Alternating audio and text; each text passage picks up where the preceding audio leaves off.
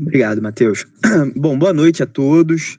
Essa é a terceira reunião do nosso curso de extensão à Constituição de 1988, uma introdução. Eu decidi inverter a ordem da apresentação dos três poderes. Então, eu começaria pelo Executivo, depois Legislativo e depois Judiciário. E aí eu decidi inverter. A gente vai começar pelo Judiciário, porque eu achei que seria mais fácil começar por esse tema.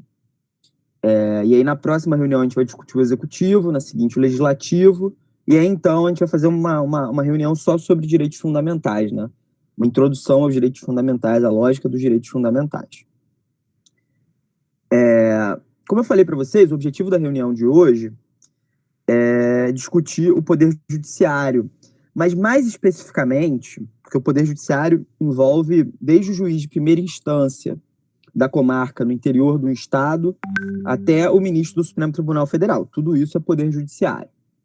Então, a ideia da aula de hoje, na verdade, da reunião de hoje, vai ser discutir o Supremo Tribunal Federal.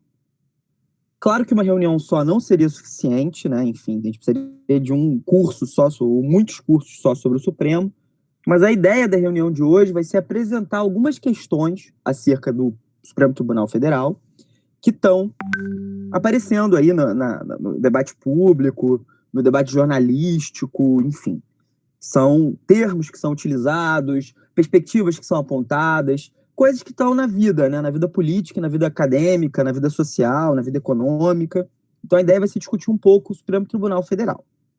E aí, para começar essa nossa reunião, para começar essa nossa discussão, eu queria propor a leitura de um trecho famoso de um voto do ministro Nelson Hungria, do Supremo Tribunal Federal, de 1950. Antes de eu ler esse trecho, no entanto, eu queria apresentar para vocês, contar para vocês um pouco o contexto desse voto, o contexto dessa discussão jurídica. Muitos de vocês devem estar cientes, né, que no dia 24 de agosto, 24 eu acho, se eu não estou enganado, de agosto de 1954, o Getúlio Vargas se matou, o presidente Getúlio Vargas se matou. Aqui do lado da minha casa, eu moro no Catete, que é o bairro onde ficava o Palácio Presidencial nesse momento. E o Getúlio Vargas se matou, e quem assumiu a presidência da República foi o vice-presidente chamado Café Filho. Inclusive, ele foi presidente durante algum tempo, eu mesmo não tinha muita percepção disso, eu percebi isso quando eu fui a Natal, e lá tem uma avenida super importante à beira-mar que se chama Avenida Presidente Café Filho. E o Café Filho, quando ele assumiu a presidência, pouco tempo depois, ele teve um infarto, um problema cardíaco. E aí quem deveria assumir o cargo de presidente da República era o presidente da Câmara dos Deputados, o deputado Carlos Luz. Só que havia uma suspeita de que Carlos Luz estava envolvido numa conspiração para dar um golpe militar no Brasil. E aí, na época, uma das lideranças militares mais importantes, que era o Marechal Lott, decidiu dar um contragolpe preventivo e evitar que o Carlos Luz assumisse a presidência. Então, o Marechal Lott deu uma coisa que só existe no Brasil, que é um contragolpe preventivo, para evitar que o Carlos Luz desse um golpe no Brasil, desse um golpe militar, porque o Café Filho tinha tido um infarto. E aí a presidência foi parar na mão do presidente do Senado, Nereu Ramos. Enfim, eu falei vários nomes, contei uma história complicada, mas o que interessa aqui é perceber o seguinte: houve um contragolpe preventivo para supostamente evitar um golpe militar no Brasil. E aí quem assumiu a presidência foi o presidente do Senado, que ia governar durante algum tempo, até Juscelino Kubitschek, que assumiu o mandato. O problema é o seguinte: durante esse período, o Café Filho melhorou do seu infarto. Ficou bom. E aí ele pediu para voltar à presidência. E esse pedido foi negado, então ele foi ao Supremo Tribunal Federal. E aí surge esse trecho desse voto que eu vou ler para vocês, que diz o seguinte: afastado o manto diáfano da fantasia sobre a nudez rude da verdade, a resolução do Congresso, que disse que o Café Filho não podia voltar, não foi senão a constatação da impossibilidade material em que se acha o senhor Café Filho de reassumir a presidência da República, em face da imposição dos tanques e baionetas do Exército, que estão acima das leis, e da Constituição e, portanto, do Supremo Tribunal Federal. Então, o que esse voto diz é que as baionetas e os tanques estão acima das leis, da Constituição e do STF. Isso tem exatamente, mais ou menos, 60 anos. Hoje, a ideia do Supremo Tribunal Federal que assuma publicamente a sua impotência é uma coisa que parece absolutamente estranha à nossa realidade. Algo que parece impossível. A gente não consegue imaginar o STF se colocando nessa posição. Muito pelo contrário. As últimas discussões políticas que envolveram o judiciário colocaram o STF numa posição de protagonismo, né, de enfrentamento com o atual governo, enfim, uma relação tensa com o atual governo, uma coisa complicada, que era inimaginável há 60 anos atrás. O que mudou? O que aconteceu desde então? O que aconteceu nesses 60 anos que o Supremo Tribunal Federal saiu da posição do que um dos seus ministros, chamado Aliomar Baleiro, chamou de esse outro desconhecido, para se tornar um protagonista da vida política brasileira? Esse é o objetivo um pouco da discussão de hoje, tentar entender como o Supremo Tribunal Federal alcançou esse papel e o que a gente pode prever com relação a isso, quais são as tendências futuras com relação ao Supremo Tribunal Federal. E aí eu não pretendo fazer astrologia, nem taromancia, nem nada do tipo, é fazer uma análise do que aconteceu até agora, o que a gente pode esperar, e quais são as críticas que se fazem, o que a gente pode discutir com relação a isso. Então, a reunião de hoje ela vai se pautar por 5 perguntas, 5 principais perguntas. Está meio baixo, né? Agora acho que melhorou. 5 principais perguntas. Primeiro, o que é o Supremo Tribunal Federal? Essa é uma pergunta importante, né? Quais os tipos de atuação de uma corte constitucional, a Suprema Corte, uma democracia? O que é judicialização da política e ativismo judicial? São 2 termos que reaparecem no debate político, que reaparecem no debate jornalístico e que a gente precisa entender o que eles querem dizer. A 4ª pergunta é: o que explica a ascensão do STF no Brasil e quais são as possíveis tendências futuras? E a 5ª, não é bem uma pergunta, é um tópico, na verdade, ou pode ser colocado como uma pergunta, quais são as críticas à atuação do Supremo Tribunal Federal? Então a gente vai passar por esses temas, são temas muito complexos, muito densos, a ideia não é a gente entrar com muita profundidade neles. Nessa reunião específica eu vou indicar bastante bibliografia, eu vou indicar, só de livro, eu vou indicar uns 5 livros aqui, e vou passar uns artigos para vocês lerem, que a gente tiver interesse, claro. Então é uma coisa assim, para a gente fazer um passeio sobre essa discussão toda. Então, a primeira pergunta, como eu falei, é: o que é o Supremo Tribunal Federal? Quando a gente fala Supremo Tribunal Federal, o que a gente está querendo dizer? E aí eu vou propor novamente, naquela minha estrutura de sempre, uma definição para Supremo Tribunal Federal. Então, a definição que eu proponho é a seguinte: é uma definição curta, pode ser considerada problemática, mas é uma definição que nos ajuda a entender. O Supremo Tribunal Federal é um órgão do Poder Judiciário brasileiro que exerce papel de cúpula e de Suprema Corte.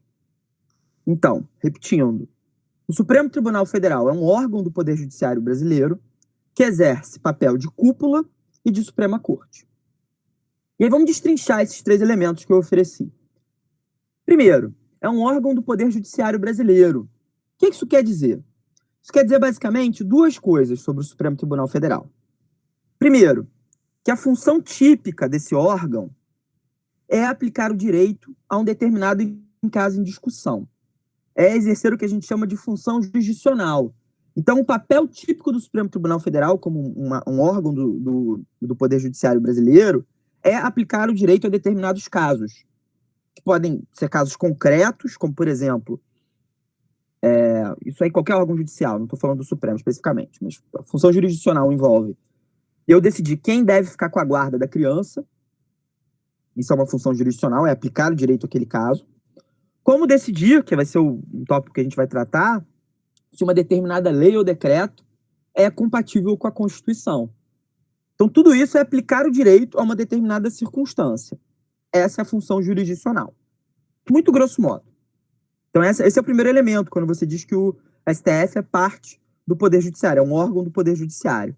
O segundo elemento, que também é muito importante, é a percepção de que os membros desse órgão não são eleitos pelo voto popular no Brasil. Então, os membros do STF não são eleitos pelo voto popular. Eles são indicados pelo presidente da República e aprovados pelo Senado, mas eles não sofrem, não passam pelo batismo das urnas. Isso é fundamental, guardem essa informação. Então, primeiro ponto, é um órgão do Poder Judiciário. Segundo, ele exerce um papel de cúpula. O que isso quer dizer? Que o STF tem papel de cuidar da administração da justiça brasileira.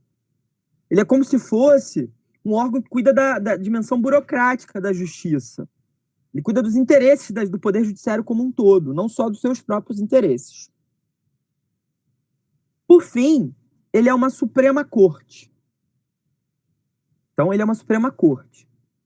O que isso quer dizer, gente, quando eu falo que o Supremo Tribunal Federal é uma Suprema Corte? Isso é um elemento essencial para entender o Supremo Tribunal Federal. Mas antes de eu entrar na discussão sobre o que é uma Suprema Corte, eu queria trazer um conceito para vocês, que ajuda a entender essa discussão do que é uma Suprema Corte. Conceito de controle de constitucionalidade. Tá? Então, eu quero trazer esse conceito. Controle de constitucionalidade. O que é o controle de constitucionalidade, gente? É a análise se uma norma supraconstitucional, infraconstitucional, se adequa à Constituição. Então, o controle de constitucionalidade, basicamente, é a análise se as normas que estão abaixo da Constituição se adequam ou não ao texto constitucional. A gente conversou isso na primeira aula. A Constituição tem como uma das suas características centrais daquela definição que eu dei, ser a norma superior.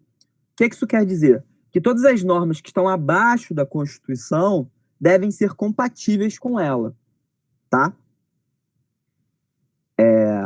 O controle de constitucionalidade nada mais é do que a análise dessa compatibilidade. Então, se um decreto institui a pena de morte e a Constituição proíbe, e o decreto está abaixo da Constituição, normativamente, o controle de constitucionalidade é a atividade que vai, do ponto de vista judicial, tirar aquele decreto do ordenamento jurídico, fazer com que todas as normas abaixo da Constituição se compatibilizem com ela. Pareceu confuso eu falar isso em Suprema Corte, mas agora vai ficar mais claro, eu suponho. Suprema Corte é uma categoria, um modelo de tribunal que se opõe ao modelo de Corte Constitucional. Corte Constitucional é um tribunal que trata tão somente de assuntos relativos ao controle de constitucionalidade. Então, é um tribunal que é especializado exclusivamente em analisar a compatibilidade de normas inferiores com a Constituição. Então, Corte Constitucional é um tribunal que só faz isso, só trata disso. É o caso da Hungria, que foi, né? A Hungria vai muito mal, mas quando era. É o caso da Alemanha, é o caso da Colômbia, é o caso de vários países europeus, o caso da França. Então, cortes constitucionais são tribunais que só tratam de controle de constitucionalidade, não fazem mais nada. A oposição, o outro modelo que existe, são as Supremas Cortes, que é um modelo que não tem especialização. A Suprema Corte é um tipo de tribunal que tem várias competências, que trata de vários temas. Então, ela pode tratar de questões relativas a direito de família, direito penal, a direito previdenciário, a direito tributário e a direito constitucional. A Suprema Corte é um modelo de tribunal que é o tribunal, o órgão é o ápice do poder judiciário de um país, que tem competência para tratar de quase tudo no direito daquele país e dar a palavra final dentro do âmbito judicial. Então, é um modelo sem especialização funcional. Ele faz controle de constitucionalidade e faz um montão de outras coisas. É o caso do Supremo Tribunal Federal. O Supremo Tribunal Federal, portanto, é um modelo de Suprema Corte, porque ele trata de vários temas que transcendem exclusivamente o controle de constitucionalidade. Esse é um ponto muito importante para entender o Supremo Tribunal Federal. O Supremo Tribunal Federal é um tribunal que trata de várias questões. E por que ele é assim? Ninguém nunca pensou em transformar o Supremo Tribunal Federal em uma corte constitucional, um tribunal que só cuida da Constituição? Pensaram. Na Constituinte de 88, que a gente discutiu lá na primeira aula, essa era uma proposta muito forte. Mas os próprios ministros do Supremo Tribunal Federal foram contra isso. Por quê, gente? Porque quanto mais competências você tem, mais poder você tem. Um tribunal que tem muitas competências, que pode tratar de muitos temas, é muito poderoso, ninguém quer abrir mão de poder.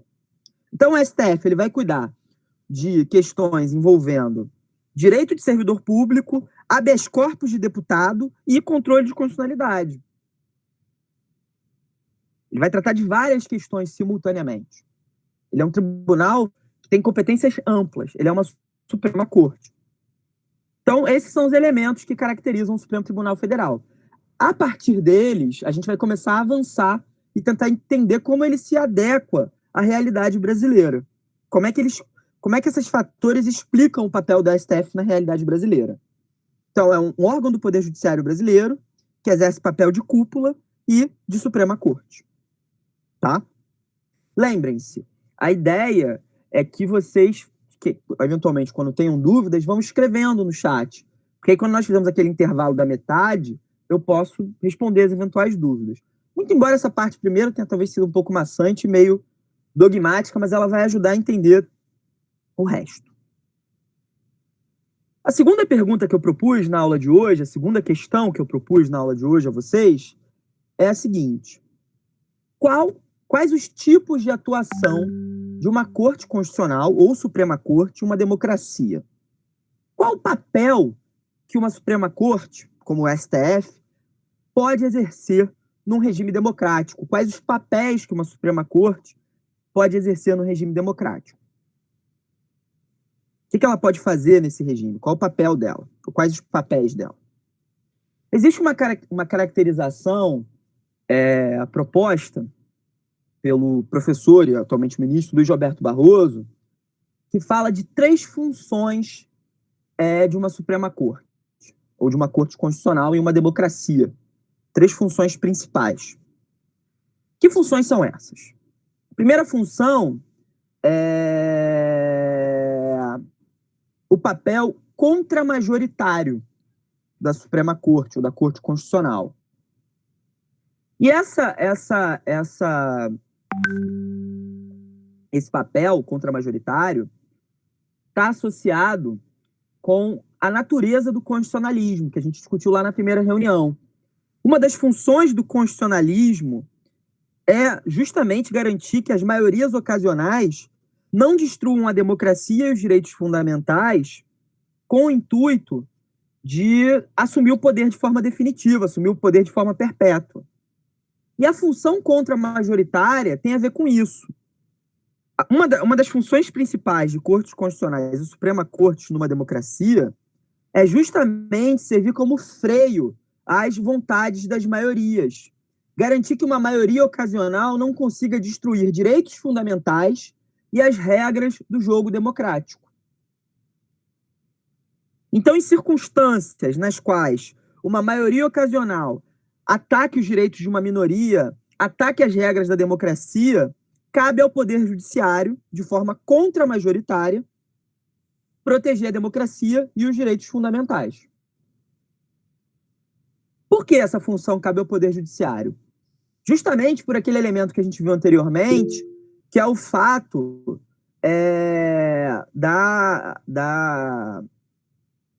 dos juízes não serem eleitos. Então, segundo essa perspectiva, o fato dos juízes não serem eleitos faz com que eles não estejam pressionados pela maioria, pelas maiorias ocasionais. Isso é um elemento muito importante. Então, essa é a primeira função, o papel contramajoritário. O segundo papel, que aí a coisa vai ficando mais complicada conforme a gente vai apresentando esses papéis, e aí há inúmeras críticas a esses papéis, mas o segundo papel é o chamado papel representativo, que está fundado na ideia de que, com frequência, os poderes eleitos, o legislativo e o executivo, deputados e presidentes da República e senadores, não representam a vontade popular. Então, com frequência, deputados, senadores e o presidente estão capturados por interesses que não são os interesses da maioria da sociedade. Sejam interesses pessoais, sejam interesses de empresas, sejam interesses do seu grupo político. Enfim, políticos podem ser capturados por interesses que não são os interesses da sociedade. E nessas situações, caberia ao Poder Judiciário, supostamente, representar a vontade popular. Então, um caso famoso, que é citado pelo professor Barroso, é o caso do nepotismo no Brasil. Não sei se todo mundo sabe o que é nepotismo, mas nepotismo é a situação na qual você indica o seu parente para exercer uma função pública que você indicou. Então, eu sou deputado, e aí eu indico o meu filho para ser chefe de gabinete, para uma função de confiança. Uma função que está sob o meu comando, em vez de eu indicar a pessoa que tenha o melhor currículo, que seja mais capaz, eu indico o meu filho. Isso é nepotismo. E o STF, alguns anos atrás, proibiu o nepotismo no Brasil, através de uma súmula vinculante. Para o Barroso, esse é um caso emblemático de uma situação na qual a vontade da maioria, certamente a maioria da sociedade brasileira, era contra o nepotismo, se opôs à vontade dos seus representantes a partir do Poder Judiciário. Eu não preciso explorar muito, mas isso é muito complicado, né, gente?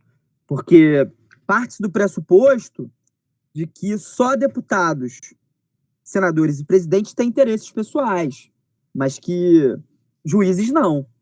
Que o judiciário também não pode ser capturado por agendas corporativas, por perspectivas políticas, por questões que não passam pelo interesse da coletividade. E o que é pior, juízes não passam pelo batismo das urnas. Então não tem como você testar, do ponto de vista concreto, do ponto de vista fático, se, de fato, os juízes estão representando a vontade da maioria, porque não tem eleição para garantir isso. Ele vai dizer isso, como é que a gente vai testar essa hipótese? Esse é um problema, a gente poderia abordar muitos outros. Bom, a terceira função, a gente já viu a função contramajoritária, a função representativa, e agora a gente vai ver a terceira função proposta pelo Barroso, pelo professor Barroso, ministro Barroso.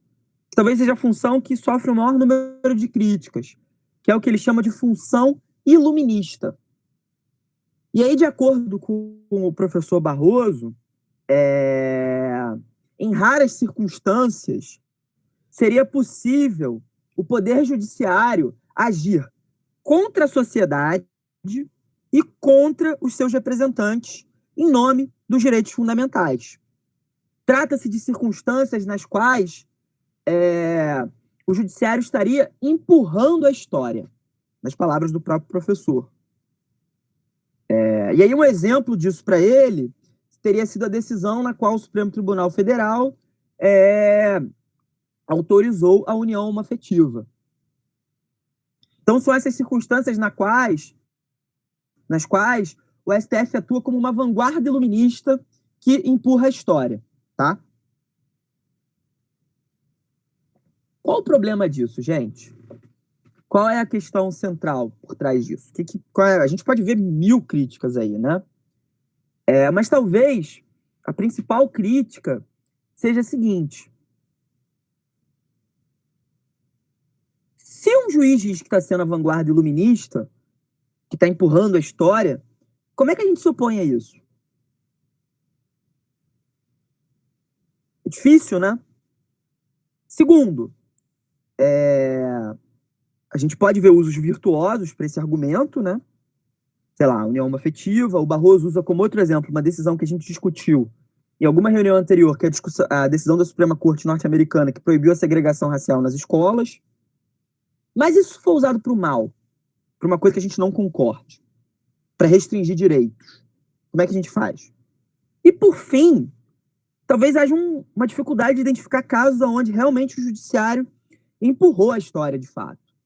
Porque, no fundo, se você pensar no judiciário, o judiciário é um órgão que é composto principalmente por homens brancos, de classe média alta, necessariamente, porque o salário garante isso. Do ponto de vista mais concreto, talvez esse não seja o grupo social mais vinculado às pautas progressistas, né? E aí, quando a gente pega para pensar essas situações, a união afetiva, por exemplo, quem propôs uma das ações que propôs a união afetiva foi uma ação proposta pelo governador do estado do Rio de Janeiro, que era um político eleito. E essa discussão toda começou, eu já comentei com vocês na aula passada, dentro do INSS. O outro exemplo, que eu também comentei com vocês, que é o exemplo norte-americano de Brown versus Board of Education, é um exemplo no qual o judiciário norte-americano consagrou uma luta que já estava sendo travada pelo movimento negro há muito tempo. Então ele não tirou isso da cachola, não empurrou a história do nada. Mas, enfim, essas categorias têm muita penetração no direito constitucional brasileiro e são as três atuações, supostamente, de uma corte constitucional ou de uma Suprema Corte em uma democracia.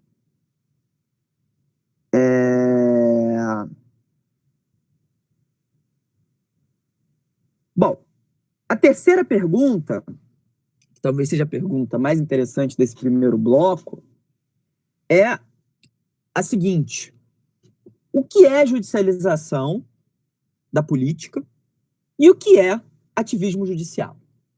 A gente escuta esses termos estão na ordem do dia, esses termos estão dentro do debate público, são termos importantes, termos centrais, mas o que isso quer dizer do ponto de vista concreto? Do que a gente está falando quando a gente fala sobre judicialização da política e ativismo judicial? Todo mundo fala isso está na boca da esfera pública, da sociedade civil brasileira, mas o que isso quer dizer? Primeiro, e aí novamente eu vou apelar a uma diferenciação que eu acho analiticamente muito excelente do professor Luiz Roberto Barroso sobre o que seria a diferença entre judicialização e ativismo. Judicialização da política é um modelo institucional, um arranjo entre as instituições que faz com que várias decisões sejam transferidas dos poderes eleitos, legislativo e executivo, para o poder judiciário.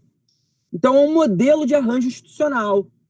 Por exemplo, quando você pode propor várias ações contra atos do poder público ou contra leis, você tem um modelo que incentiva a judicialização da política, porque você tem a capacidade de questionar boa parte das decisões dos poderes eleitos através do poder judiciário.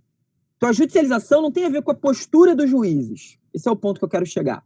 Tem a ver com a possibilidade de você levar questões ao judiciário. E o Brasil é um terreno farto para isso, para a judicialização da política e da vida.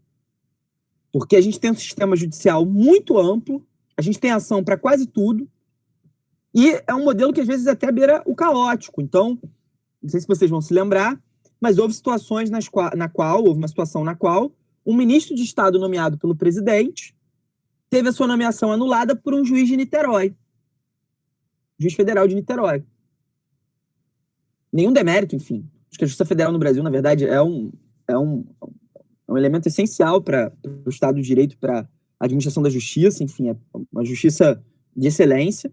Mas qual o sentido do presidente da República ter uma nomeação sua de ministro de Estado anulada por um juiz de uma comarca no interior do Rio de Janeiro, ou na região metropolitana do Rio de Janeiro? Então, é um sistema no qual você consegue levar tudo ao judiciário. Tudo, rigorosamente tudo. Então, a judicialização da política tem a ver com isso. Você tem caminhos institucionais, caminhos processuais, caminhos jurídicos para levar qualquer discussão, qualquer decisão do poder público ou qualquer lei para o poder judiciário. E o Brasil tem isso de sobra.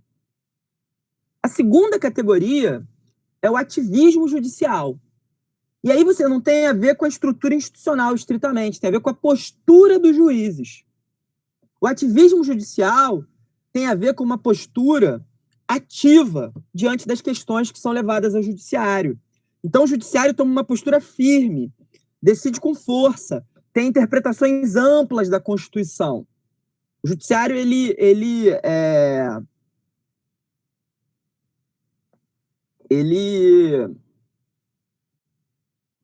tem interpretações amplas do que os termos constitucionais querem dizer. Uma hipótese que foi suscitada na aula passada, e que, ao meu ver, é um exemplo de ativismo judicial, e eu não estou fazendo nenhuma análise de mérito sobre a decisão, mas é um exemplo, é a decisão que criminalizou a transhomofobia. Porque utilizou-se o conceito de raça da Constituição para incluir questões de sexualidade. Trata-se, portanto, de um exemplo no qual você expande muito o halo semântico, a possibilidade interpretativa daquele texto. É uma decisão ativista, porque você está tomando um papel firme, né? Um papel ampliador dos sentidos da Constituição. Então, o ativismo judicial tem a ver com a postura do juiz. O que se opõe ao ativismo judicial é a autocontenção judicial, que é quando os juízes evitam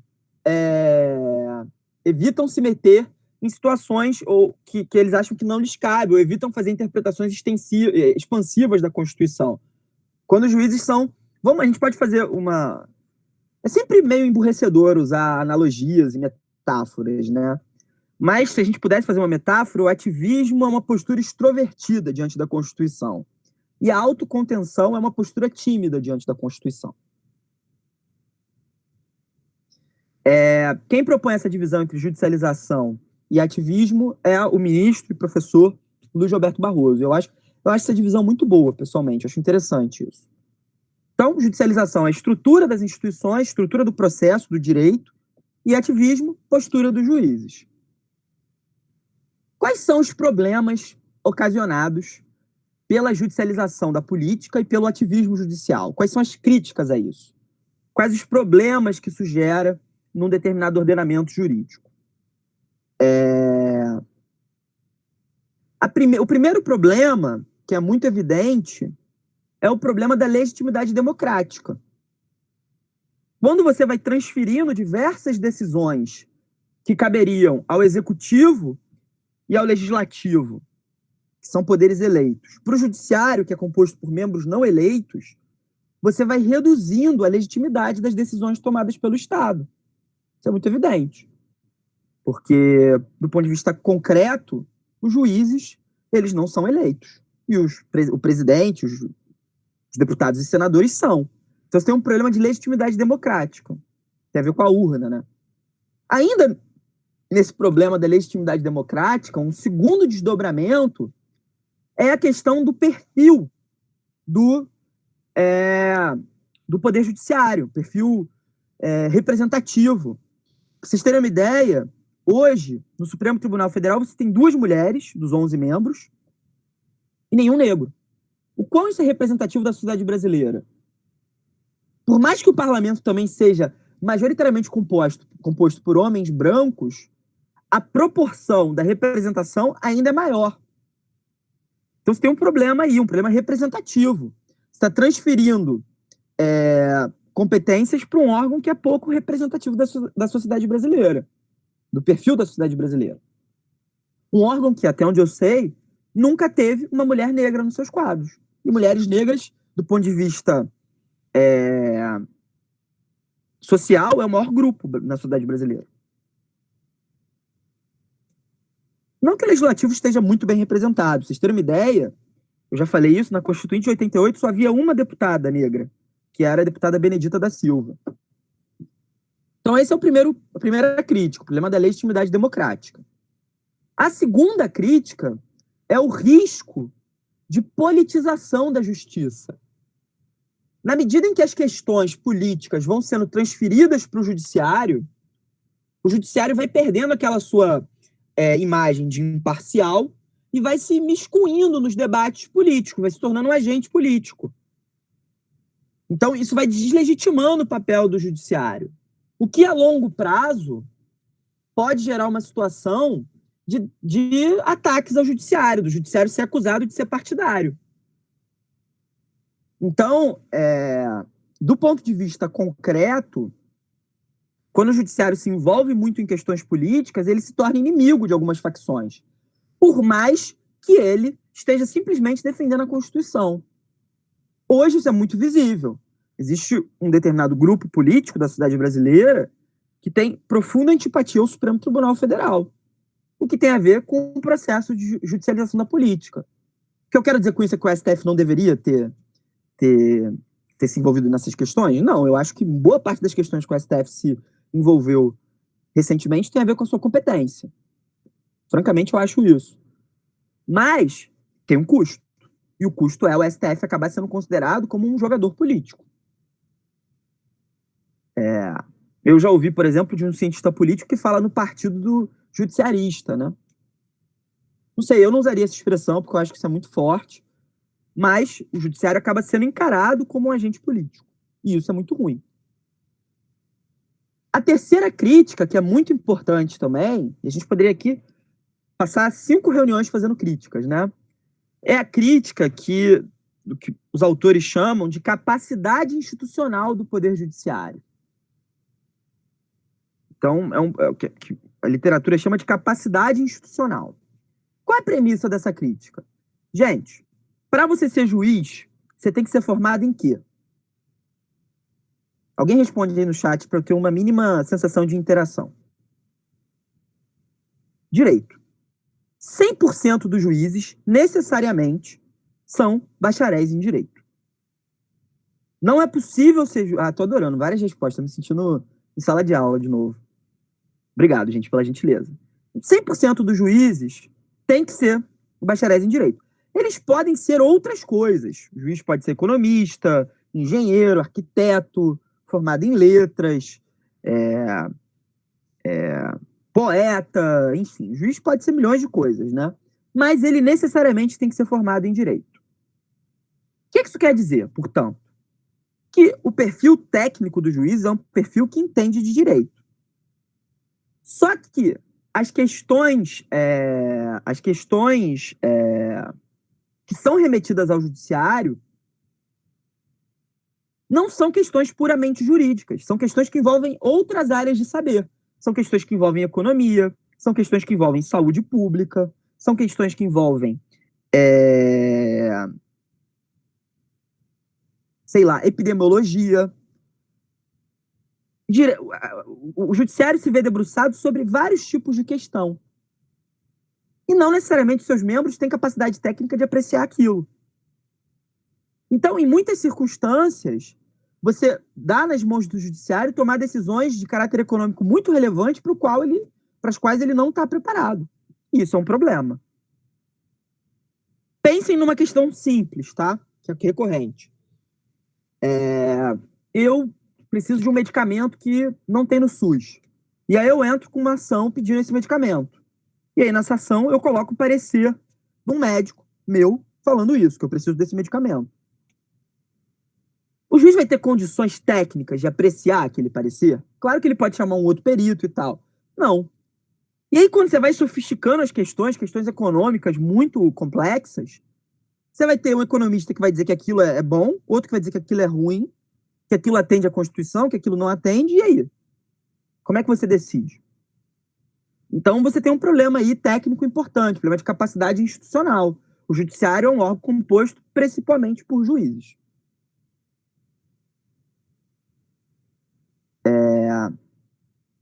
Acho que eu vou abrir para perguntas. Se o Matheus e Augusto puderem me encaminhar perguntas, eu agradeço para eu responder algumas, que dê.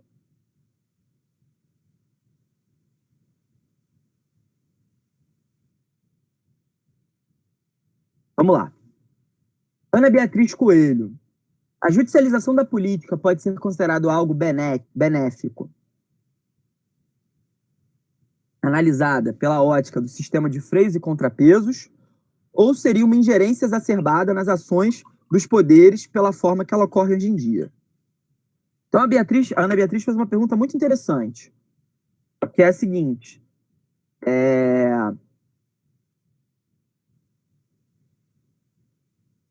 quando um sistema cria uma estrutura de judicialização da política, você está tendo uma ruptura da separação de poderes?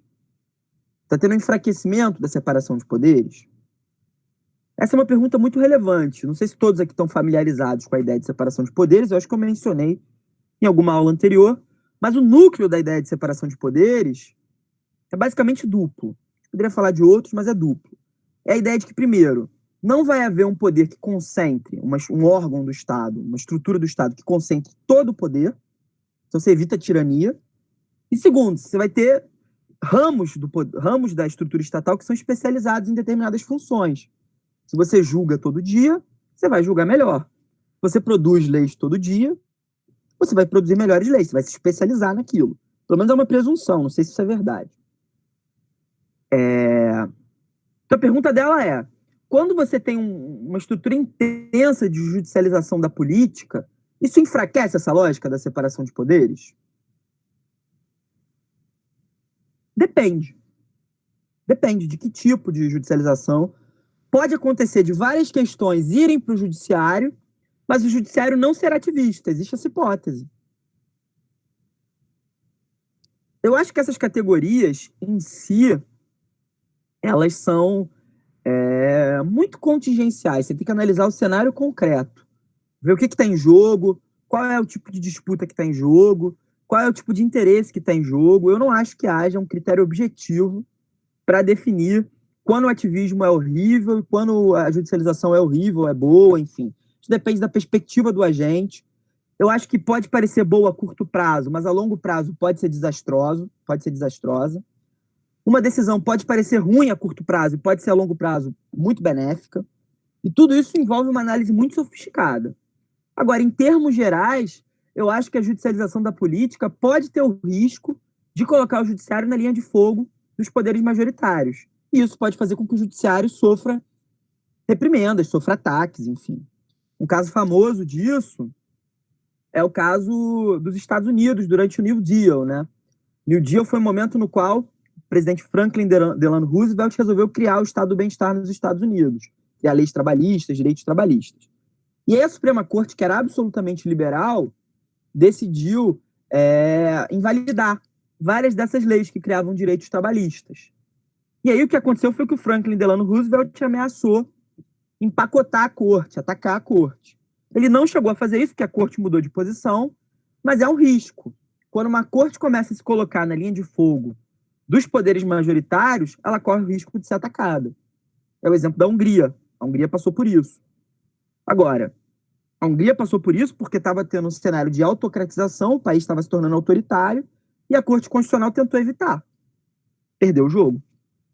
Como é que a gente diz se isso foi bom ou se foi ruim? Não sei. Será que vale a pena ter uma corte submissa num cenário de autocratização? Por outro lado, será que vale a pena ter uma corte destruída no cenário de autocratização? É difícil definir essa medida. Acho que não tem uma resposta pronta para isso. Eu tenho como profissão de fé, não sei se eu já falei isso para vocês, mas não existem, na minha opinião, eu não conheço respostas fáceis para problemas difíceis. Se o problema é difícil, pode apostar que a resposta vai ser difícil, vai ser cheia de senão, vai ser cheia de poréns, enfim. Vai se adequar um caso, não vai se adequar ao outro, e por aí vai. A segunda pergunta é da Raquel Pires. Essa pergunta eu vou responder, mas de forma muito breve, tá, Raquel? Que é a seguinte. De que forma o neoconstitucionalismo intensificou esse processo de aumento do poder judiciário e de ativismo judicial no Brasil? Neoconstitucionalismo, gente, é uma expressão que se usa no direito constitucional, quer dizer um montão de coisa, enfim. O livro mais famoso sobre isso, que é do Miguel Carbonell, se chama Neoconstitucionalismos. Não existe um só neoconstitucionalismo. Mas de forma muito sucinta, e talvez sujeita a críticas, como tudo que é sucinto, o neoconstitucionalismo é uma postura diante do direito constitucional.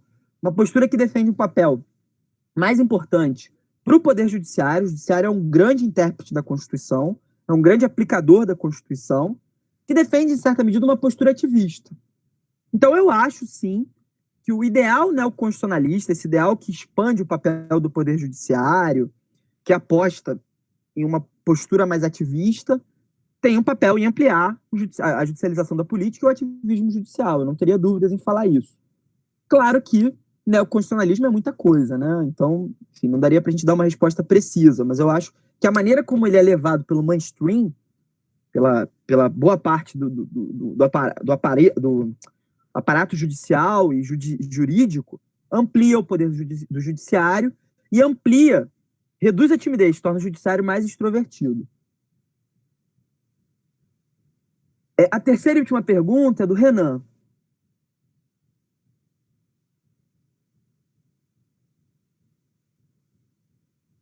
Diz o seguinte, volta lá aquele primeiro ponto que a gente discutiu, sobre a caracterização do Supremo. Uma Corte Constitucional não é tão poderosa quanto uma Suprema Corte. Mas o órgão que é a Suprema Corte pode ser considerado também uma Corte Constitucional? Trocando em miúdos, dentro de uma Suprema Corte, você pode ter uma Corte Constitucional? Há autores que defendem isso, que toda a Suprema Corte também é Corte Constitucional. Muita gente fala que o Supremo Tribunal Federal é uma Suprema Corte e uma Corte Constitucional ao mesmo tempo. Eu acho que é possível dizer que sim. Tradicionalmente, a ideia de Corte Constitucional, como foi desenvolvida, é uma ideia de uma corte que só exerce função de controle de constitucionalidade. Tá? Mas eu não acho que é impossível dizer que a Suprema Corte tem uma face de Corte Constitucional, pelo menos no caso brasileiro. Acho que essa é uma pergunta interessante, eu acho que a resposta é essa. Bom, não havendo mais dúvidas, eu vou seguir para o próximo ponto, tá? A próxima questão.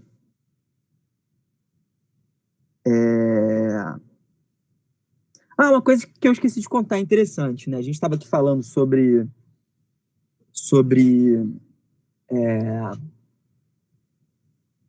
juízes terem que ser formados em direito. Há uma história muito interessante da República Velha, que o Floriano Peixoto, que foi o segundo presidente da República, ele tinha uma enorme antipatia pelo Supremo Tribunal Federal. Ele tinha um conflito, enfim, o Supremo Tribunal Federal tentava segurar a onda dele e eles entravam em conflito direto e tal. E aí, por causa disso, ele passou anos sem nomear ministros, tentou esvaziar a corte. E aí, finalmente, ele nomeou para a corte um médico chamado Barata Ribeiro, que é o nome de uma rua em Copacabana, aqui no Rio de Janeiro. Porque a Constituição, a rigor, fala, que já falava naquela época, salvo engano, que os requisitos para ser ministro do Supremo Tribunal Federal são 2. Notório saber jurídico, de um lado, e reputação ilibada, de outro. Então, esses são os 2 requisitos para ser ministro do Supremo Tribunal Federal. Não fala nada em ser bacharel em direito. Você pode ser um grande conhecedor do direito sem ter formação em direito. A gente tem os rábulas, né, durante o período imperial, que eram essas pessoas que atuavam como semi-advogados e que não eram formados formalmente em direito. E ele nomeou o Barata Ribeiro. O Barata Ribeiro, naquela época, o presidente nomeava e o ministro já começava a exercer as funções. E aí depois o Senado homologava ou não essa nomeação.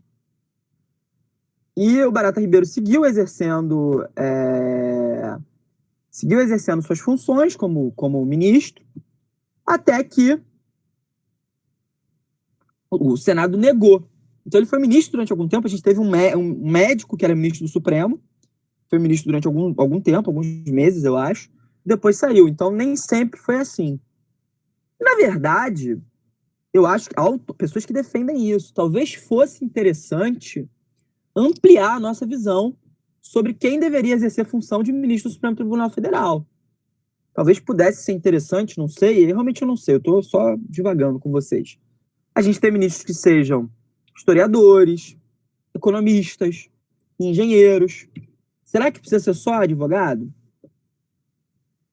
Advogado não, será que só precisa ser só bacharel em direito? Uma coisa a se pensar. Bom, como eu falei, eu estou com um pouco de dor de cabeça, gente, então talvez eu termine a aula hoje um pouco mais cedo do que o normal, mas eu vou tentar avançar.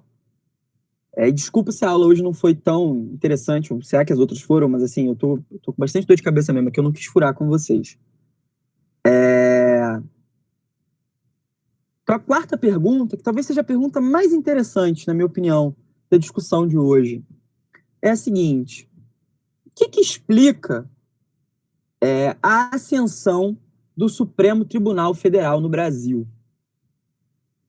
E quais as tendências futuras para isso? O que a gente pode esperar desse processo de crescimento do Supremo Tribunal Federal? A gente viu no início dessa reunião que o Supremo Tribunal Federal reconheceu, num voto de um dos seus ministros mais ilustres, sua impotência diante do poder das armas.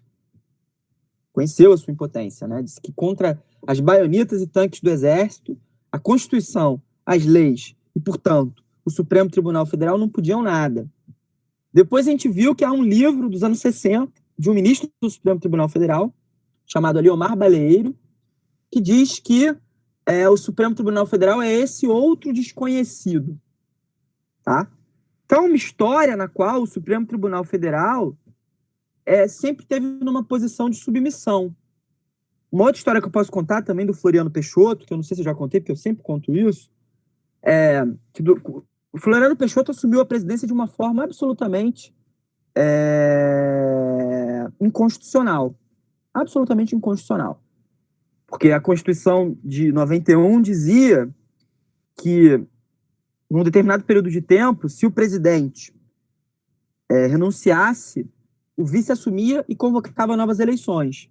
Então, o Marechal Deodoro renunciou, o Floriano assumiu e não convocou novas eleições, desrespeitou a Constituição. E aí houve inúmeras revoltas no Brasil, né? E prendeu um montão de gente, uma confusão.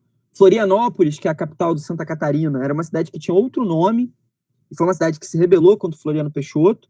Ele foi lá, reprimiu a revolta e mudou o nome da cidade em homenagem a ele, para Florianópolis. Esse era o nível da coisa. E aí, no meio dessas revoltas, muita gente foi presa. E o Supremo Tribunal Federal começou a soltar por habeas corpus essas pessoas. E chegou a um ponto que, publicamente, o Floriano Peixoto disse o seguinte: se os ministros do STF continuarem soltando essas pessoas por habeas corpus, eu quero saber quem vai soltá-los. Quero saber quem vai dar habeas corpus para eles, porque eu vou prender todo mundo. Então é uma história recorrente de repressões ao Poder Judiciário. A história brasileira é isso. No AI-5, 2 ministros ou 3 ministros foram aposentados compulsoriamente durante a ditadura militar. Getúlio Vargas, igualmente, aposentou juízes compulsoriamente. É uma coisa recorrente na história do Brasil. O que mudou? Como é que o Supremo Tribunal Federal chegou a esse ponto de ser conhecido e a gente saber? A minha mãe, por exemplo, que não é do direito, tem um ministro favorito do Supremo Tribunal Federal. Já aconteceu de eu estar na rua e ouvir as pessoas discutirem os ministros, pro bem e pro mal. Então, o que houve? Como é que o Supremo Tribunal Federal ganhou tanto poder nos 30 anos em que a Constituição foi promulgada? E aí, gente, existem inúmeras leituras para isso. Aqui eu vou propor uma leitura específica, uma leitura que eu acho que é a melhor.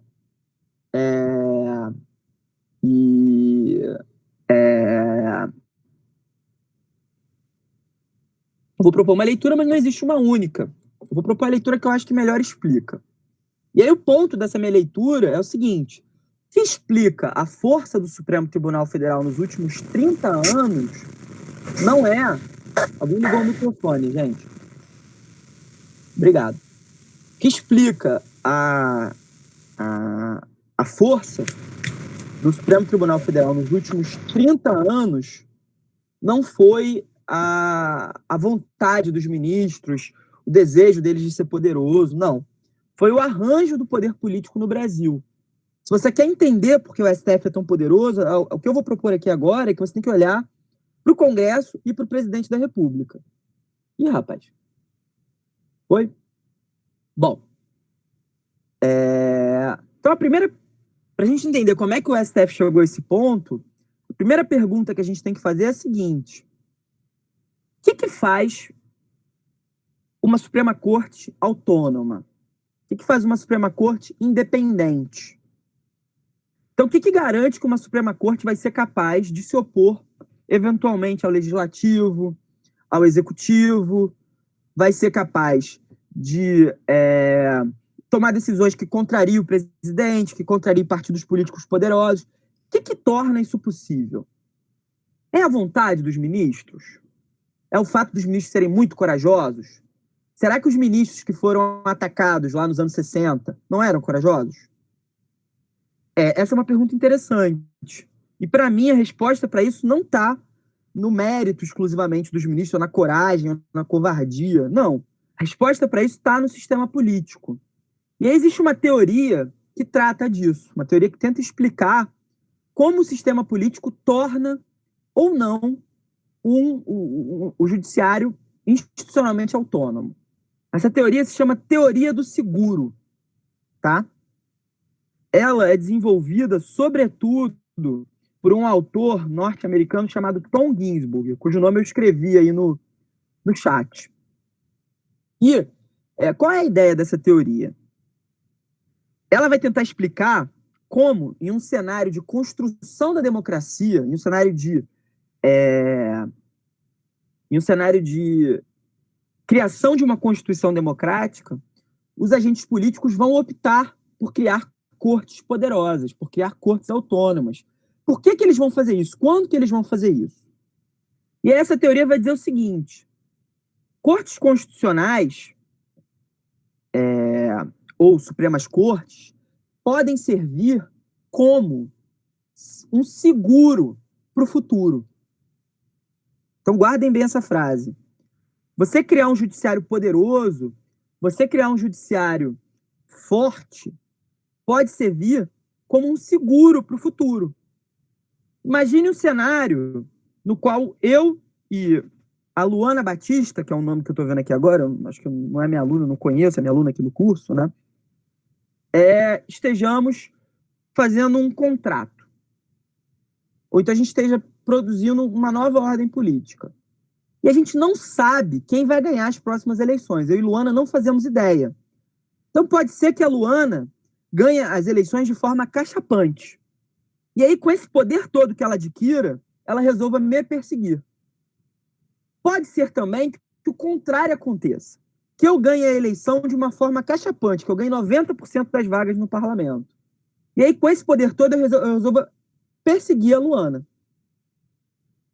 Então, a gente não sabe quem vai ter mais força. É um mistério como é que vão ser as próximas eleições. A gente não sabe qual vai ser o nosso poder nas próximas eleições.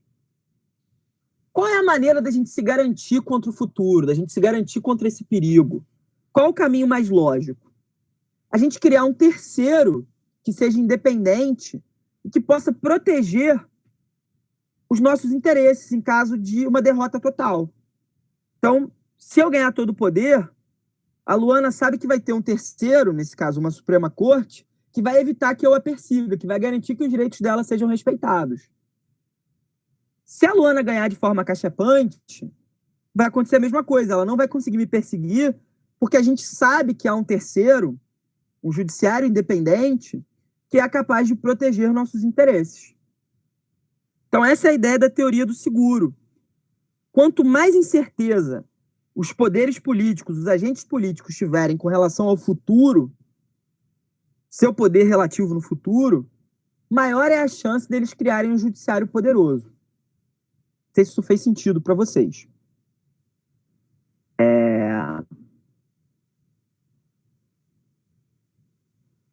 Então, vamos pensar no caso do Brasil, da Constituição de 1988, tá? Vamos olhar para a Constituinte. A descrição que eu fiz para vocês da Constituinte de 87 e 88 é justamente de um cenário absolutamente fragmentado, caótico quase. Tem vários setores políticos em conflito aberto, né? Tem vários setores políticos em conflito aberto. E ninguém sabe quem vai ganhar as eleições de 89. Tanto é assim, gente, que quem ganhou as eleições de 89 não foi nenhuma das lideranças da Constituinte. Foi um político absolutamente de fora do circuito, por um partido que, salvo engano, nem existia na Constituinte, que foi o Collor.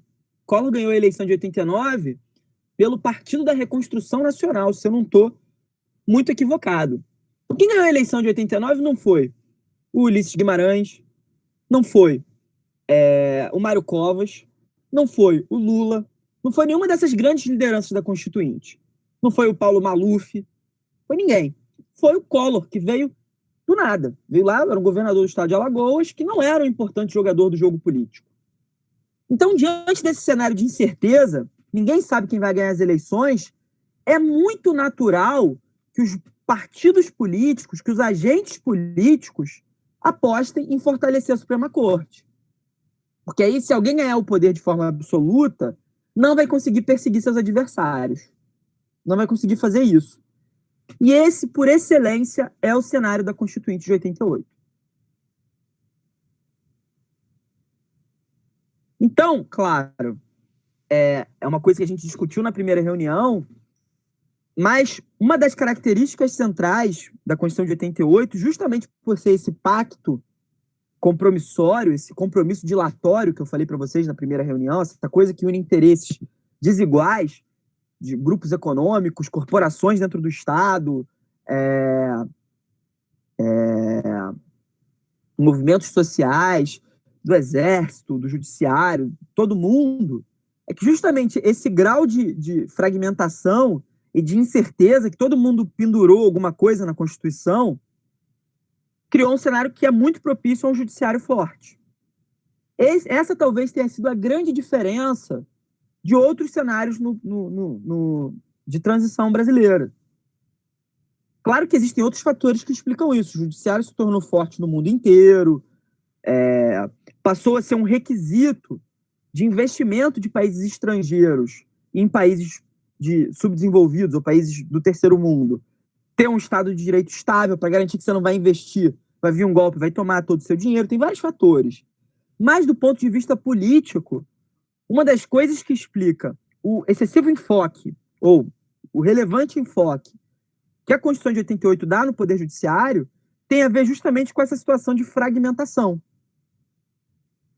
Bom, aqui eu expliquei o que originalmente garante um judiciário autônomo, um judiciário independente, um judiciário forte. Mas uma pergunta continua sendo importante. A segunda pergunta, né? E o que mantém o judiciário forte no decorrer do tempo? Então, a gente poderia muito bem ter um cenário no qual a Constituição tivesse previsto um judiciário forte por causa da fragmentação e, com o tempo, isso se desmontasse. Isso já aconteceu em outros países. Por que no Brasil o judiciário só ganhou força com o tempo? O que explica isso? O que explica isso também é essa ideia de teoria do seguro. Só que quando você imagina que o seguro se dilata no tempo, ele se expande, ele vai se orientando em direção ao futuro.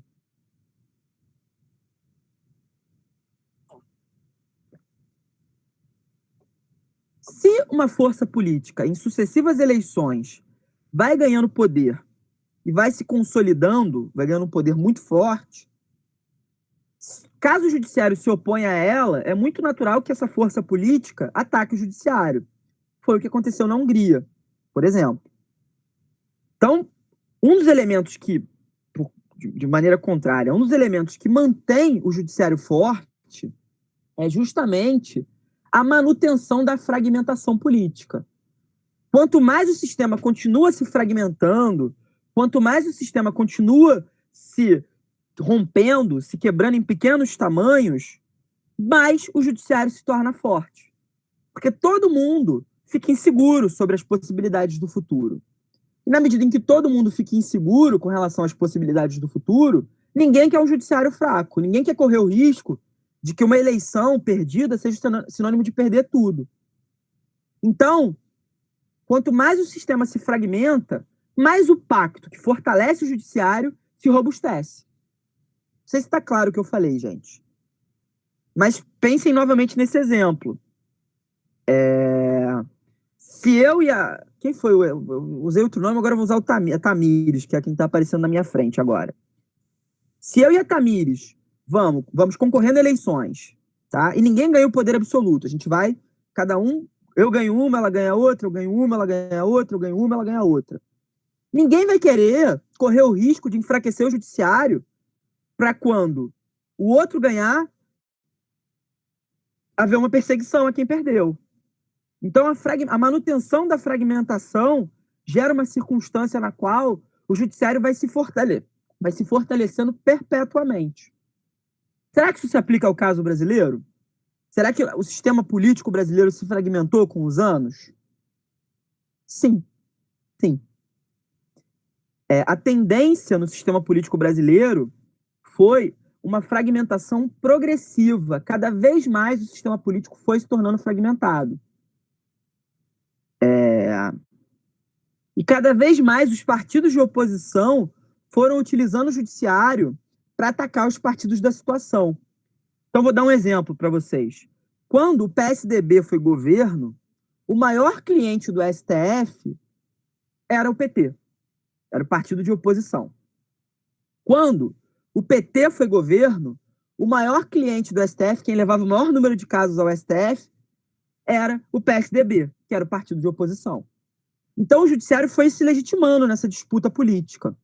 Além disso, do ponto de vista partidário, o sistema brasileiro foi se fragmentando mais. Pra vocês terem uma ideia, nas eleições de 1994, os 5 maiores partidos do Congresso Nacional controlavam 70% das cadeiras do Congresso. Tá? Então, em 94, os 5 maiores partidos controlavam 70% das cadeiras.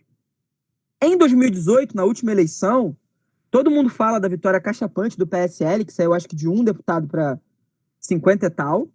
Mas, para vocês terem uma ideia, os 5 maiores partidos do Congresso controlam 41% das cadeiras do Congresso. O que isso quer dizer, trocando em miúdos? Que o sistema partidário brasileiro se fragmentou mais. Então, a tendência natural é que o judiciário se fortaleça, porque todo mundo, quando está com o seu poder não garantido, diante de tamanha fragmentação, vai querer ter um judiciário para se resguardar. Apesar desses ataques, apesar desses problemas recorrentes, de uma simulação, por exemplo, de explosão do Supremo Tribunal Federal, de críticas ao Supremo Tribunal Federal, o Supremo Tribunal Federal, pela própria estrutura do sistema político brasileiro, tem uma tendência a continuar fortalecido.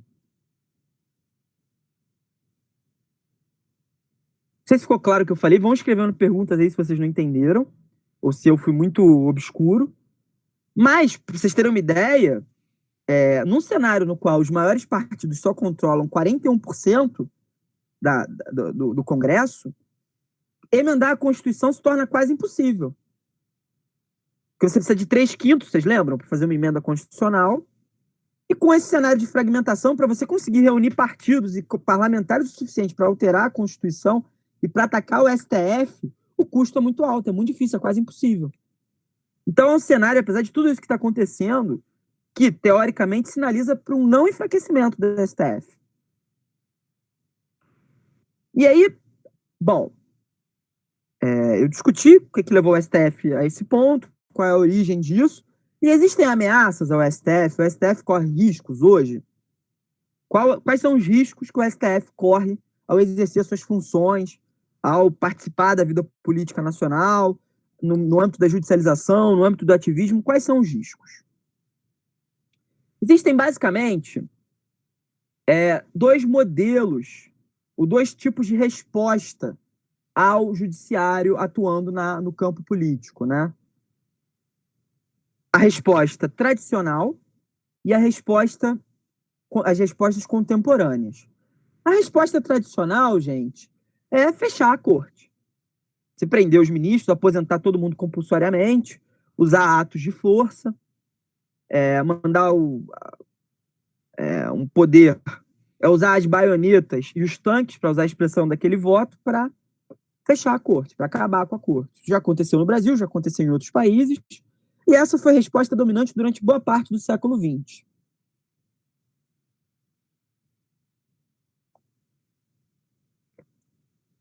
Contemporaneamente, no entanto, esse tipo de resposta começou a cair em decadência, começou a cair em descrédito, né? Como eu falei para vocês, há uma necessidade muito forte de todos os países, por mais autoritários que sejam, manterem uma aparência de democracia. Então, a literatura de ciência política fala muito sobre autoritarismo competitivo, que nada mais é do que países que fazem eleições, que têm cartas de direitos fundamentais, mas que na prática as eleições não são competitivas, os direitos fundamentais não são respeitados. São países que têm uma aparência democrática, uma casca democrática, mas que por dentro funcionam de forma autoritária. E as respostas contemporâneas para atacar o judiciário vão nesse modelo. Atacam o judiciário de uma forma discreta, de uma forma comedida, de uma forma que parece democrática, de formas que você olha e não identifica necessariamente o autoritarismo. E aí, existem dois tipos de ataque, né, à autonomia judicial contemporaneamente. Chamados ataques externos à autonomia judicial, que vem de fora, né, como o nome já diz, e ataques internos. Os ataques externos, os perigos externos contemporaneamente, são de três naturezas. Primeiro, você pode usar uma retórica populista, né, para atacar externamente um tribunal. O que é uma retórica populista? Você retratar os ministros, os membros do tribunal, como inimigos do povo, como uma elite corrupta, como pessoas que não têm compromisso com a vontade popular. Essa é uma maneira. Então, você vai enfraquecendo o tribunal diante da opinião pública. Você vai espalhando uma ideia de que o tribunal tem um compromisso com a elite tradicional, com a elite corrupta, com a elite que não tem compromisso com a vontade popular. E aí, com isso, você vai corroendo a legitimidade popular do tribunal. Esse é um primeiro modelo de ataque externo, o uso de uma retórica populista.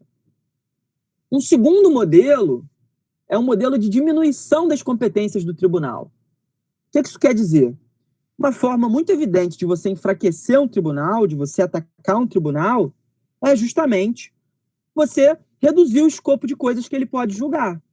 Então você vai tirando coisas da competência dele. Ele não pode mais julgar isso, ele não pode mais tratar daquilo. Um exemplo muito famoso disso é o exemplo da Hungria, que proibiu, antes de acabar com a corte de vez, de dominar a corte totalmente, que a corte tomasse qualquer decisão que envolvesse custos para o poder legislativo e executivo. Então, qualquer decisão que tivesse um impacto orçamentário não poderia ser tomada. Isso é uma maneira de você reduzir o poder da corte. Então, a segunda forma é você diminuir o espaço no qual ela pode atuar. A terceira forma de ataque externo à corte, o terceiro caminho para o ataque externo à corte, é o aumento do número de membros do tribunal e a redução da idade máxima para ser ministro, para ser juiz. Então, como é que você faz? Você tem 11 ministros numa corte, para o Supremo Tribunal Federal. Uma das formas de você colocar uma maioria lá dentro que te apoie é você dobrar o número de ministros. Você vai para 22, você vai para 25 ministros. E aí, com isso, você forma uma maioria artificial dentro da corte. Isso aconteceu na ditadura brasileira. A ditadura brasileira aumentou durante um certo período de 11 ministros para 16, para garantir uma maioria artificial. Então é um instrumento, é você aumentar o número de ministros, aumentar o número de membros da corte. Um segundo instrumento é reduzir a idade máxima. Por quê? Se a idade máxima hoje é 75 anos, por exemplo, você reduz para 70, você consegue tirar vários ministros ou vários juízes que não te agradem de lá e nomear outros no lugar. Essa é uma maneira de você externamente atacar a corte, tirar os ministros lá de dentro. Curiosamente, gente, tanto a diminuição da competência das competências do tribunal quanto a redução da idade máxima são objetos de deliberação hoje na sociedade brasileira. Então, existe, por exemplo, uma PEC, um projeto de emenda, uma proposta de emenda constitucional que propõe que o Congresso possa sustar qualquer decisão do judiciário que exorbite das suas funções, conforme o Congresso entenda. Então, o Congresso pode ir lá e decidir que uma decisão X do Supremo não ultrapassou os limites e sustar essa decisão, qualquer decisão. Isso é uma maneira de atacar a autonomia e a independência da Corte. Existe também uma discussão hoje para você reduzir a idade máxima para 70 anos, o que representaria aposentar automaticamente alguns ministros e abrir cadeira lá dentro, né? Então, esses são os modelos de ataque externo. Retórica populista, diminuição das competências do tribunal, aumento do número de membros e redução da idade máxima. Por fim, um último modelo de ataque externo de ataque interno, desculpa, o último modelo de resposta contemporânea são os ataques internos. É quando você ataca a corte por dentro. Você tenta capturar a corte por dentro, né? Você tenta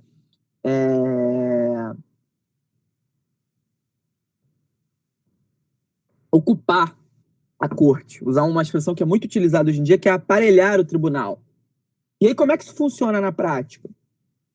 Quando você faz uma nomeação de alguém totalmente alinhado com a perspectiva daquele movimento político que você representa e que não necessariamente seja o melhor para aquele cargo judicial. Então, quando a sua preocupação central é colocar juízes que vão julgar conforme o que você acha, isso é um ataque à autonomia do judiciário, isso é uma forma de você subjugar o judiciário, né?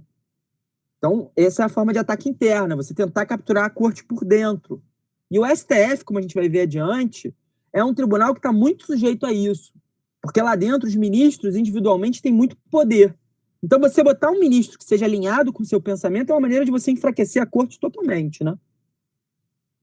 Bom, para fechar, a gente fez um longo passeio aqui, né? Sobre o que leva o judiciário a ser, o que levou o Supremo Tribunal Federal a ser poderoso, o que mantém ele poderoso, quais são os riscos. E aí, qual é a conclusão que a gente chega ao tratar dessa questão, que eu acho muito importante, né? As condições para o surgimento de uma corte institucionalmente forte não dependem exclusivamente dela. Isso é um equívoco, é um erro, na minha opinião.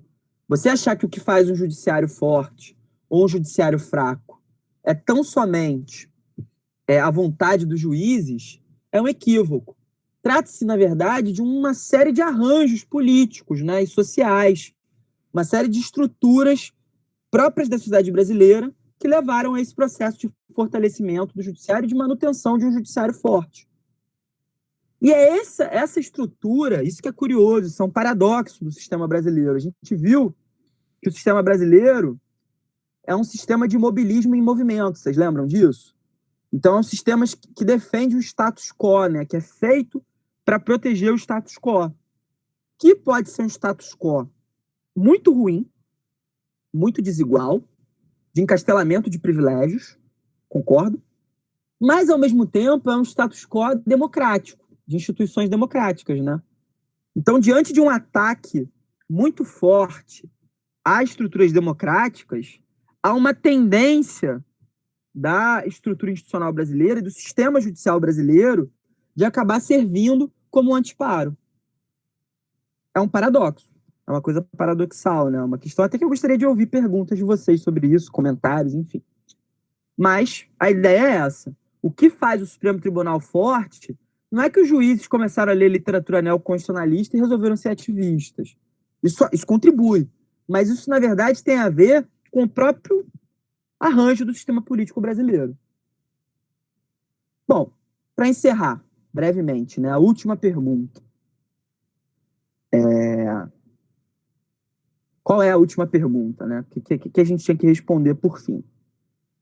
Existem críticas à atuação do Supremo Tribunal Federal, atualmente?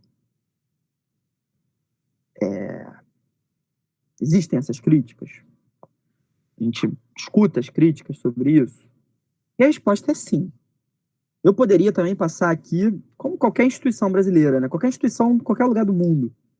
Existem inúmeras críticas ao Supremo Tribunal Federal, que é natural da democracia, o que é natural de uma república. E eu vou me centrar especificamente em 4 críticas ao Supremo Tribunal Federal que são muito recorrentes no debate público brasileiro e no debate acadêmico brasileiro. A primeira crítica diz respeito à carga de trabalho e ao número de competências do tribunal. A gente viu lá no primeiro tópico que o Supremo Tribunal Federal é uma corte que optou por ser uma Suprema Corte, uma corte com competências dilatadas. E a principal consequência disso é que o Supremo tem um número de processos gigantesco, muito grande. Então, o Supremo trata de inúmeras questões. Trata de questões relativas a, como eu falei, questões tributárias, questões de servidor público, questões penais, questões constitucionais, questões de direito civil, às vezes. O Supremo Tribunal Federal trata de um montão de coisa. E ao tratar de muita coisa, ele vai tendo mais trabalho do que ele é capaz de resolver. Então, uma das críticas centrais ao Supremo Tribunal Federal é que a estrutura dele tornou ele um tribunal entupido, né? E essa é uma crítica antiga. Nesse livro que eu falei para vocês, do Eliomar Balieiro, o Supremo Tribunal Federal, esse outro desconhecido, já havia essa crítica já era presente. Tá? Então essa é a primeira crítica. O tribunal cuida de muita coisa, trabalha com muita coisa e não consegue resolver tudo a contento. A segunda crítica é sobre o modelo de deliberação no Supremo Tribunal Federal. Não sei se todos aqui tiveram oportunidade de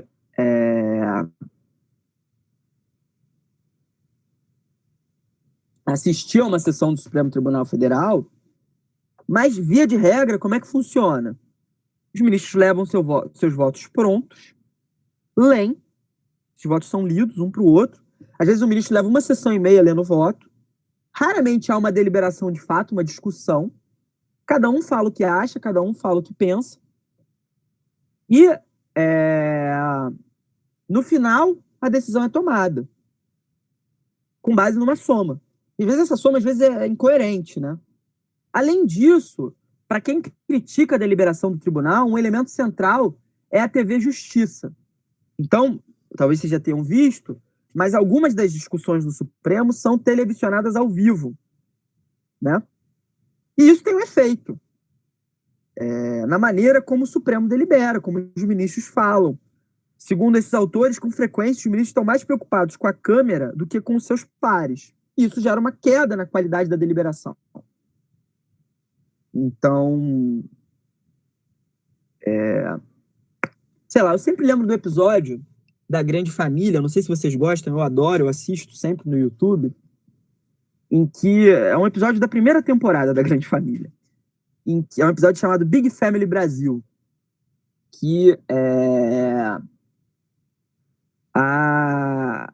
a família lá aceita fazer uma espécie de reality show gravando o dia a dia deles. E as coisas mais banais do dia a dia, as discussões mais corriqueiras, geram enormes crises, porque é visto pelo Brasil inteiro, é uma coisa que expõe a família. Então, o que poderia ser um debate trivial entre membros de uma família, a partir do momento que você tem a câmera, muda tudo. As pessoas mudam seus comportamentos, mudam seu agir. Então a Câmara, e aí fazendo paralelo, a Câmara no Supremo Tribunal Federal teria o papel de fazer com que os ministros estivessem mais preocupados em aparecer para a sociedade brasileira do que em discutir entre si e procurar a melhor solução. E isso faria com que a qualidade deliberativa da corte caísse. Para alguns autores, por exemplo, isso explicaria os barracos da corte, né? As brigas que acontecem lá. Todo mundo que procurar no YouTube acha. Talvez essas brigas não tivessem esse potencial tão grande se não houvesse as câmeras.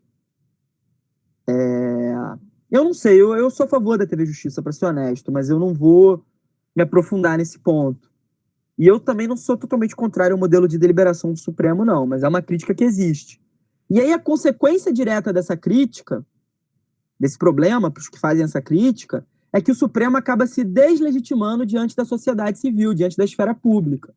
Então, na medida que o Supremo trata de várias questões políticas, que ele judicializa várias questões que são próprias do debate político, e o debate dos juízes é feito em público, para todo mundo ver, o efeito disso é deslegitimar a corte. A corte acaba perdendo aquela capa de imparcialidade, aquela perspectiva que ela deveria passar para a sociedade de imparcialidade. Pessoalmente, eu não sei se concordo com essa crítica, mas ela existe. A terceira crítica muito forte ao Supremo é a da chamada ministocracia. Tá?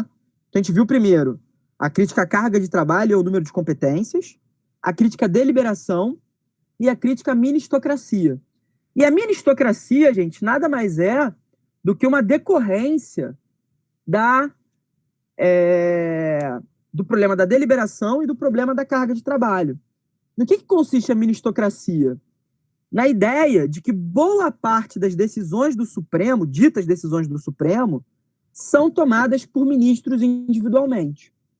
Os ministros tomam essas decisões individualmente. Então, boa parte das decisões que são ditas do Supremo Tribunal Federal, na verdade, são medidas liminares tomadas por ministros. Qual o efeito disso? Um ministro só acaba tendo muito poder no tribunal. Então, vamos pensar em decisões que são consideradas boas da quarentena, né? da discussão do isolamento social. A decisão que foi festejada por muita gente, mas por outras pessoas foi criticada, do ministro, eu pessoalmente achei uma boa decisão, do Supremo Tribunal Federal, que suspendeu a campanha O Brasil Não Pode Parar. Essa decisão, por exemplo, é uma decisão que foi tomada individualmente pelo ministro Luiz Roberto Barroso.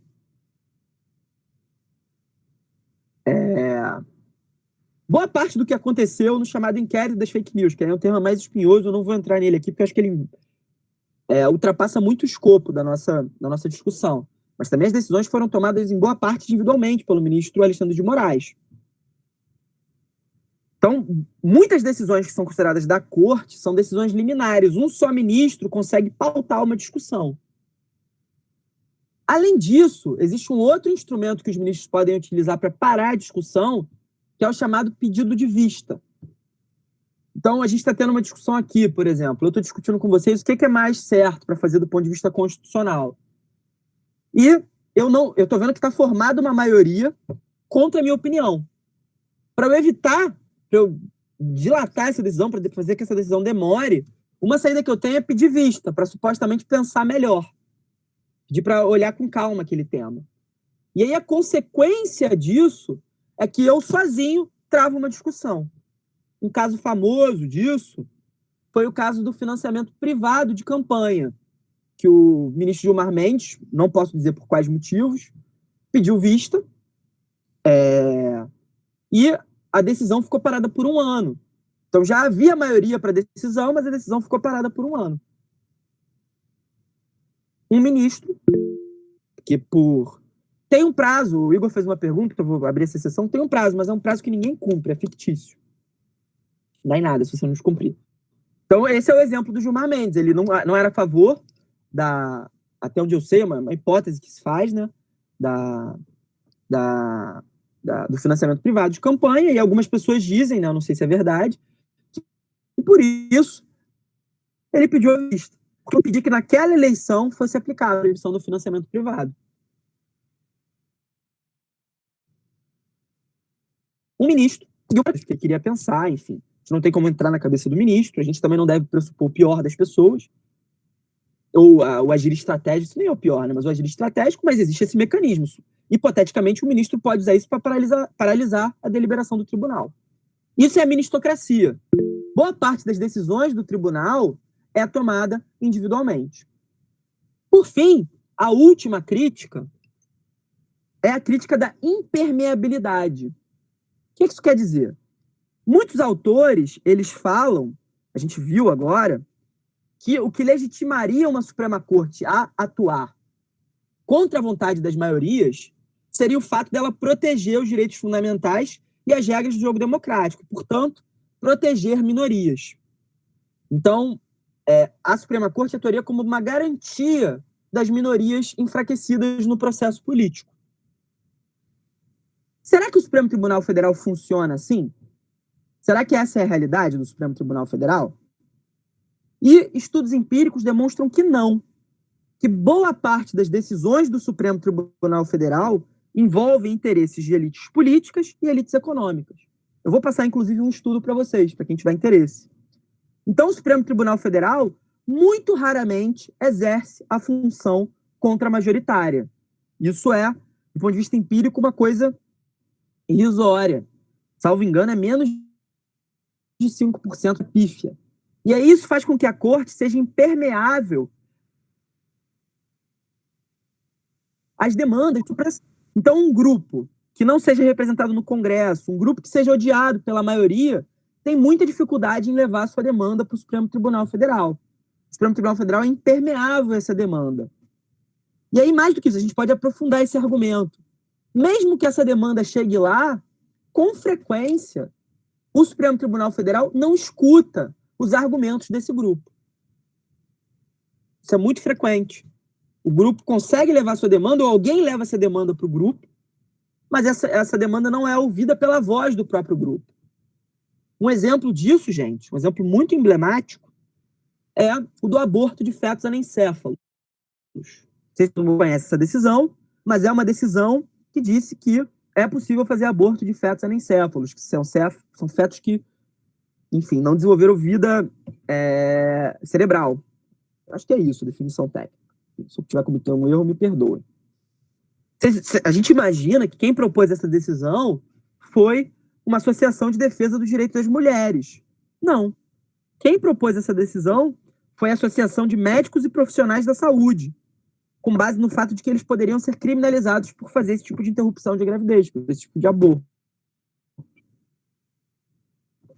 Então, vejam só, o direito de uma minoria, que são as mulheres, que é uma maioria quantitativa, mas é uma minoria política, não chegou pela própria voz das mulheres no Supremo.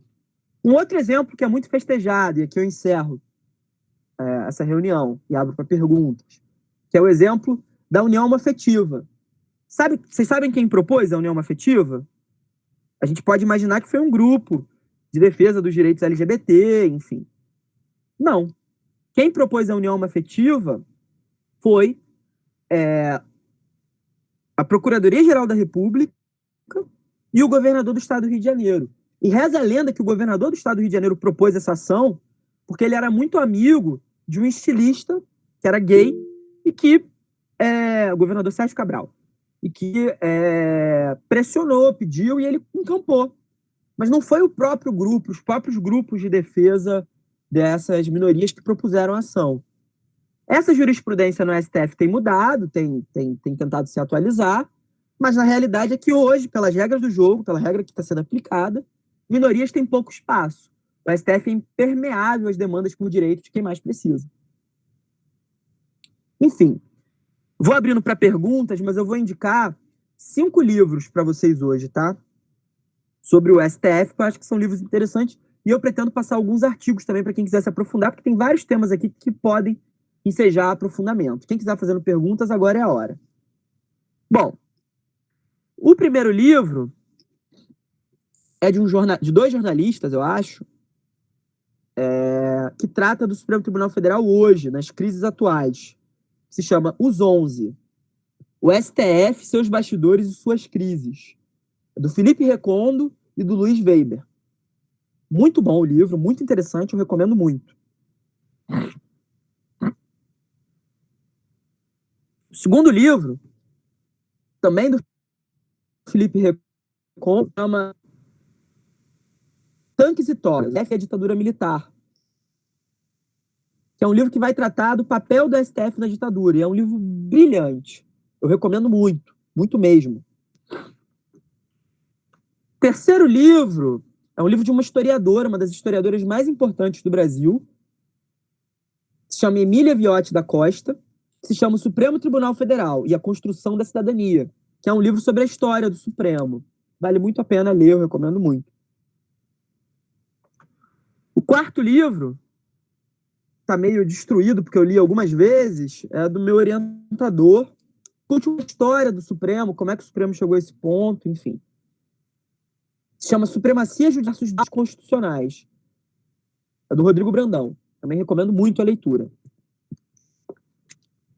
E o último livro é de um autor meio meia boca, mas enfim, a segunda edição agora e discute essa última questão de vocês, que é sobre a dificuldade que minorias têm de levar suas demandas ao STF. Que se chama Minorias no Supremo. E aí discute um pouco como a STF eu não costumo recomendar as coisas que eu escrevo, não, é muito raro, mas eu acho que, enfim, pode ser interessante pra gente. Eu acho que eu escrevi esse livro já tem alguns anos e eu não sou, enfim, tem uma questão como tudo que a gente escreve, mas eu tentei dar alguma contribuição para a gente desromantizar um pouco da relação entre STF e minorias. Para quem tiver interesse, quem tem interesse no tema, como eu estudei há algum tempo, tem muita bibliografia para oferecer. É só me mandar um e-mail. Bom, perguntas? Pergunta?